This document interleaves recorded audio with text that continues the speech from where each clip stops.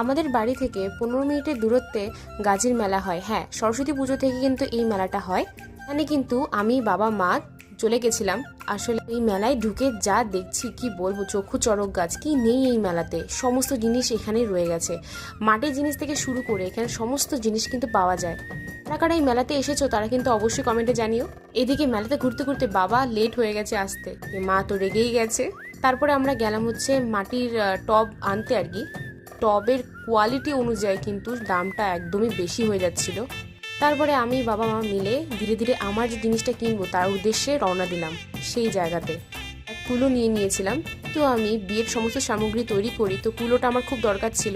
আর এই যে সুন্দর সুন্দর মাটির ঘোড়াগুলো দেখতে পাচ্ছ, যারা কিনা এখানে পুজো দেয় আর কি, মানুষই পুজো দেয়, তারা কিন্তু এই ঘোড়াগুলো দিয়ে পুজো দেয়। তারপর হেঁটেই যাচ্ছে।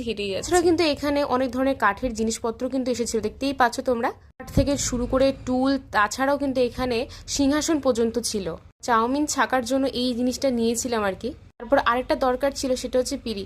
না না, আমার বিয়ের পিঁড়ি নয়, আমি বিয়ের সমস্ত সামগ্রী তৈরি করি, তো তাই এটা দরকার ছিল আর কি।